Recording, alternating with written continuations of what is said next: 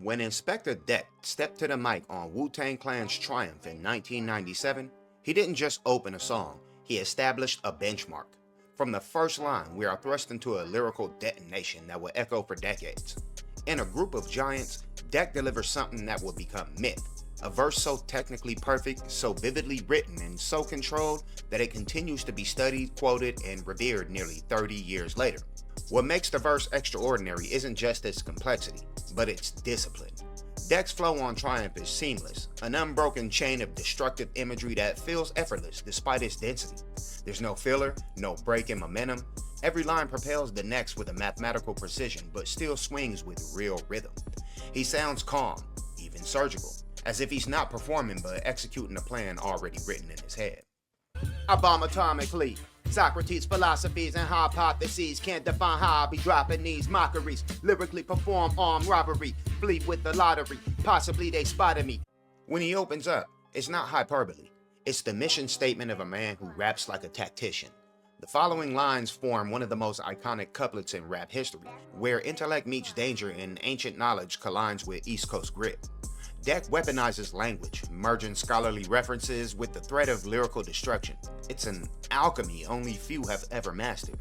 There's a balance in Deck's writing that few rappers achieve. He moves between the cerebral and the visceral without losing control of either. He can name drop philosophers and still sound like someone you wouldn't want to battle on a corner in Staten Island. His diction and phrasing feels deliberate, not just chosen for sound but for rhythm and meaning. He doesn't waste a word. This is the core of Deck's artistry, his ability to make intelligence sound dangerous. Battle scar shogun, explosion when my pen hits tremendous. Ultraviolet shine blind forensics. I inspect view through the future, see millennium. Killer B sold 50 gold, 60 platinum. That duality defines the best of Wu-Tang's ethos. The clan's genius wasn't just in raw energy of wordplay, it was in the way they framed knowledge as power. Deck embodies that more purely than almost anyone in the group. He raps with the tone of a scholar who's seen too much of the street to romanticize it. GZA does the same thing. Deck's bars aren't just lessons, they're warnings. Lyrically perform armed robbery isn't just metaphorical, it's a statement about seizing control and taking what's his through sheer force of skill. And what's remarkable is how visual the verse is. He doesn't just rhyme, he paints. Each line has a movement and direction.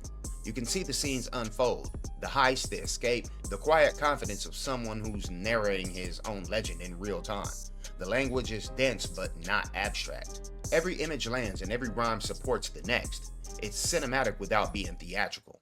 Shackling the masses with drastic rap tactics, graphic displays melt the steel like blacksmiths, black boot jackets, queen bees ease the guns in, rumble with patrolmen, tear gas lace the function. The fact that Triumph has no hook makes Deck's verse on his scene even more significant. It's the gateway to a 6-minute lyrical marathon with 9 MCs and no chorus. Something unthinkable by modern radio standards. Yet the absence of a hook doesn't weaken the track, it strengthens it. Deck's opening 16 becomes the anchor that holds everything together. His verse is the pulse that keeps the record alive, and when you think of Triumph, you think of that opening explosion. The syllables, the rhythm, and the command, and of course, I bomb atomically. Over the years, countless rappers have called this one of the greatest verses ever recorded. God MC Eminem once cited it as a flawless display of lyricism, because that's what it is. Artists like Lupe Fiasco and Elzhi have studied its structure as a masterclass in rhyme design, and fans across generations still recite it word for word, not because it's catchy, but because it's perfect. The verse doesn't rely on nostalgia or shock value.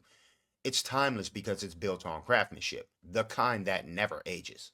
Heads by the score, take flight inside a war. Chicks hit the floor, die-hard fans demand more. Behold the bold soldier, control the globe slowly. Proceeds to blow, swinging swords like shinobi. Stomp grounds and pound footprints in solid rock. Who got it locked, performing live on your hottest block? It's something almost paradoxical about Inspektah Deck's legacy.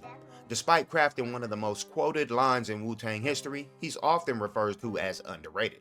Not because people don't recognize his skill, but because his precision almost overshadows his presence. He's the quiet assassin, the one who lets bars speak for themselves. Triumph immortalized that quality. It's not loud or flashy, it's cold, controlled brilliance. In that sense, this verse represents a moment when lyricism reached its peak in technical form, especially in the Wu. It's where complexity met clarity, where intellect fused with rhythm, and where every syllable carried weight. Inspektah Deck's delivery, voice, and pacing create an atmosphere of total command. He's not trying to impress anyone, he's setting the standard, the calculated explosion that left nothing standing in its way. The verse is more than an introduction, it's a masterclass, a moment when one man turned language into weaponry and made every MC after him measure their pen against it. Deck didn't just start Triumph, he defined it.